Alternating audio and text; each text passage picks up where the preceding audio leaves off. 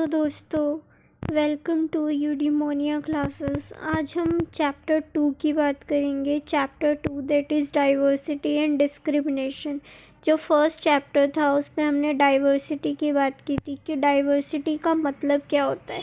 जो डाइवर्सिटी थी वो लोगों के अलग अलग धर्म, उनका पहनावा, खाना पीना, रहन सहन, कहाँ वो रहते हैं, कौन से त्योहार मनाते हैं। तो भारत के अंदर इतने सारे डाइवर्सिटी है, ये हमने पिछले चैप्टर में देखा। और ये जो डाइवर्सिटी थी ये जियोग्राफी से और हमारी हिस्ट्री से देखने को मिलती है। इसके बाद आज के चैप्टर में डिस्क्रिमिनेशन पे भी फोकस किया गया है कि किस तरीके से लड़का लड़की में या कास्ट के बेसिस पर, धर्म के बेसिस पर ये जो डाइवर्सिटीज़ हैं ये किस तरीके से भेदभाव का भी कारण बन जाती हैं। ये डाइवर्सिटी को डिस्क्रिमिनेट किया जाता है हमारी सोसाइटी के अंदर। सबसे पहले हमारी बुक में बताया गया है कि डाइवर्सिटी कितनी सुंदर है भारत के अंदर। दुनिया में 8 मेजर रिलीजन्स हैं। इन 8 मेजर रिलीजन्स में भारत के अंदर सभी रिलीजन्स पाए जाते हैं।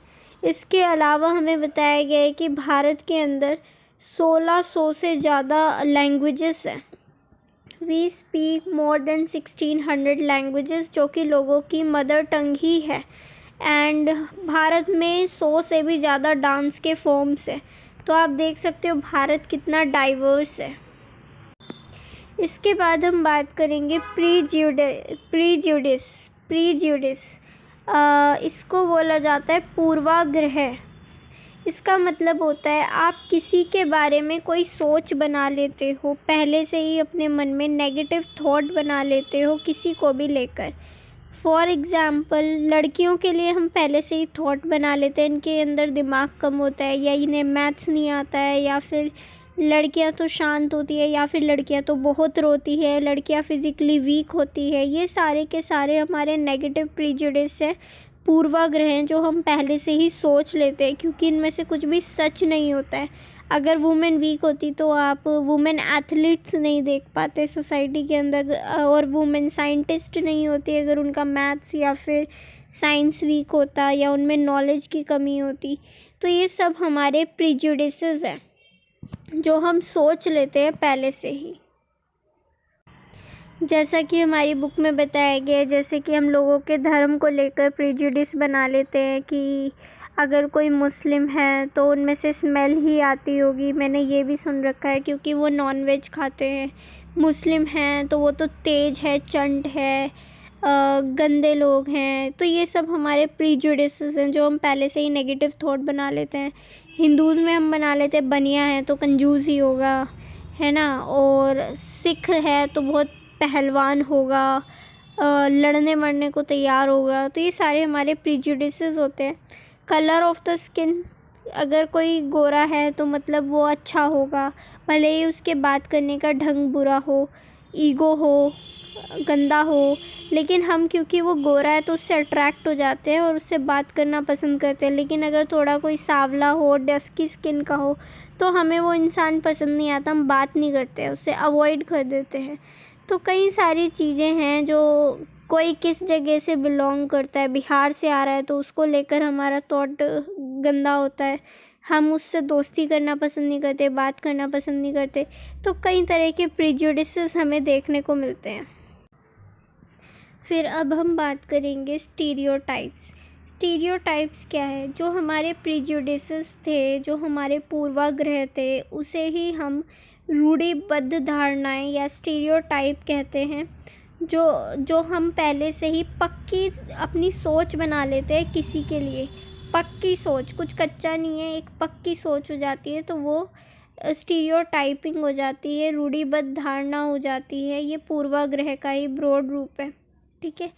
तो जब हम किसी को लेकर पक्का सोच बना लें अपना कि हाँ ये तो ऐसा ही होगा, जैसे लड़के हमेशा रोते नहीं हैं, लड़के मर्द होते हैं, स्ट्रॉन्ग होते हैं, लड़कियां छुई मुई होती हैं, एट्सेट्रा। तो हमारे कुछ प्रीजुडिसेस हैं, स्टीरियोटाइप्स हैं सोसाइटी के अंदर जो हमने बना रखे हैं।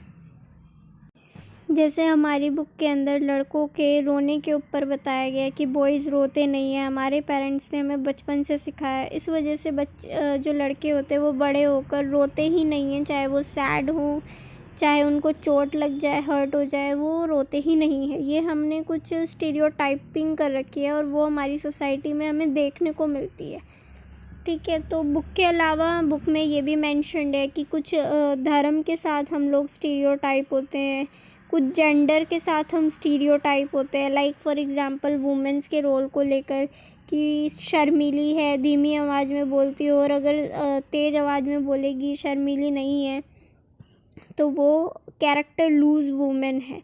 For example you can watch that pink movie of Amitabh Bachchan, जिसमें वो बताते हैं कि वुमेन अगर हंस के बात कर रही है तो मतलब वो आपको चांस दे रही है कि आइए, है ना। तो ये सब हमारे स्टीरियोटाइप्स हैं, हमने बना रखे हैं कि वुमेन हंस कर बात करेगी, वुमेन छोटे कपड़े पहनेगी तो वो ओपन सोच की है, वो आपको अलाउड कर रही है, वो आपको इनवाइट कर रही है। तो ये सारे हमारे स्टीरियोटाइप्स हैं। ऐसे ही हम किसी के लिए जेंडर के लिए, रिलीजन के लिए, किसी देश के लिए भी बना सकते हैं, इस्लामिक कंट्रीज़ के लिए बना सकते हैं, हम किसी के लिए भी बना सकते हैं, है ना। तो लेकिन ये जो स्टीरियोटाइप्स होते हैं ना, इन स्टीरियोटाइप्स की वजह से ही हम लोगों की स्पेशल क्वालिटी नहीं पहचान पाते। हमने सबको सेम चीज़ में डाल दिया, लाइक सभी वुमेन्स को हमने उसी कैटेगरी में रख दिया। इस वजह से क्या होता है, उनमें कुछ स्पेशल चीज़ भी होती है तो हम उसे रिकॉग्नाइज़ नहीं कर पाते। लाइक हमने बोल दिया सब वुमेन्स में अकल कम होती है, तो भाई सब में तो नहीं होती होगी ना, ऑफ कोर्स सी बात है। लेकिन हमने सब बोलकर जो वुमेन स्पेशल हो सकती थी, कुछ अलग कर सकती थी, उसको करने से रोक दिया। जैसे कि पहले मेडिवल पीरियड में होता था, जब रेनेसा वगैरह नहीं था, आप देख सकते हो उस सोसाइटी के अंदर वुमेन को अलाउड ही नहीं था कि वो अपनी आवाज़ उठा सके, कुछ अलग कर सके। सबको एक ही पैट्रियार्कल ढर्रे पर चलना था, बच्चे पालना, शादी करना, हस्बैंड का प्लेजर, सिर्फ यही मोटी मोटी चीज़ें थी, है ना। तो हम लोगों को रोक देते हैं स्टीरियोटाइप्स की वजह से, उनकी काबिलियत डेवलप करने से। चाहे वो मुस्लिम कम्युनिटी के बच्चे ही क्यों ना हो। ऐसा देखा गया है कि जो मुस्लिम्स होते हैं वो अपनी लड़कियों को स्कूल्स नहीं भेजते, पढ़ने के लिए नहीं भेजते, जैसा कि बताया गया है। बट एक सर्वे में पाया गया ये सब पॉवर्टी की वजह से, गरीबी की वजह से। जब लोग गरीब होते हैं तो अपने बच्चों को पढ़ाना अफोर्ड नहीं कर सकते। ऐसे केसेस में वुमेन्स पे, लड़कियों पे मेन प्रेशर आता है, क्योंकि लोग उन पे रिसोर्सेज खर्च नहीं कर पाते, और दूसरी बात उनको सेफ्टी की वजह से भी बाहर नहीं भेजना चाहते दूर स्कूल में। तो केरला में जब स्कूलों को घर के पास बनाया गया सबके, और गवर्नमेंट टीचर्स, मतलब टीचर्स को गांव तक पहुंचाने के लिए बसेस दी गई गवर्नमेंट के द्वारा, तो कई सारी फैसिलिटीज़ करने की वजह से ये देखा गया कि केरला के अंदर मुस्लिम्स जो है वो अपनी लड़कियों को एजुकेशन लेने भेज रहे थे। सिर्फ मुस्लिम्स नहीं, scheduled caste and other caste is also same अपनी लड़कियों को स्कूल में एजुकेशन लेने भेज रही थी, ना कि ड्रॉप आउट करा रहे थे। तो ये इस बात का एग्जाम्पल है कि गरीबी की वजह से ही कोई भी कैटेगरी, कोई भी रिलीजन का पर्सन अपनी लड़कियों को नहीं पढ़ा पा रहा था। लेकिन जैसे ही गवर्नमेंट ने सुविधाएं दी तो सभी लोग अपने बच्चों के लिए, एजुकेशन के लिए उनको स्कूल्स भेज रहे थे। तो ये एग्जाम्पल हमारी बुक में भी मेंशन है कि मुस्लिम्स अपनी लड़कियों को, ऐसा नहीं है कि पढ़ाना नहीं चाहते, रिसोर्सेज की वजह से और गवर्नमेंट की सुविधा ना होने की वजह से, स्कूल पास ना होने की वजह से, सेफ्टी कंडीशंस की वजह से वो स्कूल नहीं भेज पा रहे थे। एंड देन इसके बाद हम देखेंगे डिस्क्रिमिनेशन। इसमें हमें सबसे पहले देखना है दलित टर्म। दलित का मतलब होता है वो इंसान जिसको दबाया गया है, ब्रोकन है, जिसको दबाया गया है, कुचला गया है समाज के अंदर। 2000 सालों से भारत में एक कम्युनिटी है जिसको हमेशा से दबाया गया, और वो कम्युनिटी अपना नाम दलित प्रेफर करती है, ना कि हरिजन या अनटचेबल वर्ड या अछूत। इन सब शब्दों से अलग उन्हें दलित शब्द पसंद है, जिसका मतलब होता है कि दबाया गया या जिनको कुचला गया है कई वर्षों तक। इन लोगों को भारत सरकार के द्वारा एससी शेड्यूल्ड कास्ट कहा गया है। तो आई थिंक अब आपको पता होगा कि शेड्यूल्ड कास्ट कौन सा ग्रुप है, क्योंकि ये एनसीईआरटी है तो ये बिल्कुल बेसिक है, बिल्कुल ही बेसिक है। 6th क्लास के बच्चे के लेवल पर जाकर हम इस किताब को पढ़ रहे हैं। भले ही I know you know SC ST OBC EWS, because हम लोग ऑलरेडी ही UPSC की प्रिपरेशन कर रहे हैं, ऑलरेडी इतने तो बेसिक एजुकेटेड हैं होंगे ही। कंपटीशन की प्रिपरेशन की वजह से हम लोग यहाँ पे एनसीईआरटी पढ़ रहे हैं, बट फिर भी मैंने इसको बिल्कुल बेसिक रखा है। सो अब इसके बाद हमें एक कहानी बताई गई है अम्बेडकर जी की। अम्बेडकर जी जो थे उनका जन्म 1891 में हुआ था और 1956 तक वो अलाइव रहे। इसके बाद बताया गया है कि वो महार कास्ट को बिलोंग करते थे। ही बिलोंग टू महार कास्ट।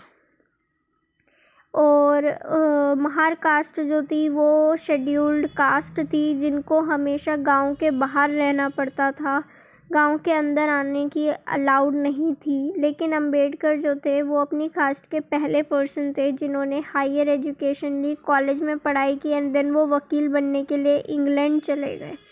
और उनका मानना था कि सभी लोगों को, जितने भी शेड्यूल्ड कास्ट के लोग हैं, सभी लोगों को अपनी एजुकेशन पर फोकस करना चाहिए। उन्हें अपने बच्चों को स्कूल कॉलेजेस ज़रूर भेजना चाहिए। गवर्नमेंट जॉब में जहाँ गवर्नमेंट जॉब मिले वहाँ करनी चाहिए, ताकि वो अपने हालात सुधार सके, इज्जत की लाइफ जी सके। ठीक है, तो मंदिर में प्रवेश के लिए जितने मूवमेंट हुए उनमें आपको अम्बेडकर जी देखने को मिलेंगे। इन दी एंड ऑफ हिज लाइफ वो कोशिश कर रहे थे कि कोई ऐसा धर्म मिले जिसमें सभी लोगों के बीच बराबरी हो, तो इस वजह से उन्होंने बुद्धिज़्म को अपना लिया एज अ रिलीजन। तो इसके अलावा हमें एक कहानी बताई गई है कि 1901 में जब वो 9 साल के कुल थे तो महाराष्ट्र के कोरेगांव में अपने भाइयों के साथ अपने फादर का वेट कर रहे थे। उन्हें कोरेगांव जाना था, वो अपने फादर का वेट कर रहे थे। वो कोरेगांव में थे और अपने फादर का वेट कर रहे थे। Know the story is mention कि वो कोरेगांव जाना चाहते थे। तो वहाँ पर एक स्टेशन मास्टर आया, उन्होंने उन बच्चों को खड़ा हुआ देखा और पूछा कि भाई क्या बात है, तुम यहाँ क्यों खड़े हो। तो बातों से और कपड़ों से अम्बेडकर और उनके भाई जो थे वो पंडित लग रहे थे, क्योंकि एजुकेटेड और पहनावा अच्छे घर के लग रहे थे, गरीब नहीं लग रहे थे। ऑफ कोर्स सी बात है, तो उन्हें लगा कि वो पंडित हैं। तो उन्होंने बात की, लेकिन जब अम्बेडकर जी ने बताया कि हम महार हैं, तो उसके बाद स्टेशन मास्टर भी उनको वहीं पर ही छोड़कर चले गए। और जब वो स्टेशन मास्टर, जब सूरज डूब सा गया, तब वो आया, पूछा आप कैसे करोगे। तो अम्बेडकर जी बोले कि हमें आप कोई ऑटो, जो भी उस टाइम चलता होगा, तांगा वगैरह, हमें वो करवा दीजिए, हम चले जाएंगे कोरेगांव। क्योंकि उनके फादर भी नहीं आए थे और ना ही उनके नौकर आए थे। सो वो बोलते हैं कि आप हमें करा दीजिए, लेकिन जो आसपास जो जितने भी ऑटो या जो भी चलते होंगे वो लोग सुन लेते हैं, रिक्शे वाले लोग, कि ये तो ऐसी है, महार है। तो इस घटना के बाद जो है उनको इसको सुनकर उनको कोई रिक्शा तक नहीं देता है, उनको कोई सवारी तक नहीं रखता है, क्योंकि इससे उनका रिक्शा जो है वो प्रदूषित हो जाएगा, पोल्यूट हो जाएगा। तो ये सब देखने को मिलता है। तो इससे वो बहुत हर्ट हो गए थे, जबकि वो डबल पैसा देने को तैयार थे उस जगह पहुंचने के लिए, कोरेगांव के लिए। देन इसके बाद हमारी बुक में वही बताया गया है कि ब्रिटिश इंडिया के टाइम पर लोगों ने मूवमेंट करे इक्वालिटी के लिए, और आज़ादी के साथ ही हम लोगों ने अपने कॉन्स्टिट्यूशन में इक्वालिटी को रखते हैं, और इक्वालिटी के लिए आज भी हम थ्राइव कर रहे हैं, आज भी हम लड़ रहे हैं। किसी के भी साथ धर्म, भाषा, लिंग, किसी भी तरह का भेदभाव ना हो सके। और हमारे देश में सेक्युलरिज़म को अपनाया गया है, सेक्युलर कंट्री बनाई गई है, ताकि किसी के भी साथ, किसी भी धर्म के साथ कोई भेदभाव ना हो सके। तो this is the end of our chapter. यहाँ पर हमारा चैप्टर ख़त्म होता है। ये सेकंड चैप्टर था एनसीईआरटी क्लास 6 का। सो आई होप आपको पूरा समझ आया होगा, और अगर आपको कहीं कोई प्रॉब्लम होती है, कुछ लगता है, तो आप हमें कमेंट करके बता सकते हैं, है ना। तो please follow, share, subscribe and please watch our NCERT class series for UGC NET and UPSC optional and for UPSC preparation too. तो यूजीसी नेट पॉलिटिकल साइंस के लिए आपको बेस बनाने की ज़रूरत है, तो उसके लिए ये एनसीईआरटीज़ भी चलाई जा रही है। सो must watch, share, subscribe. Thank you so much.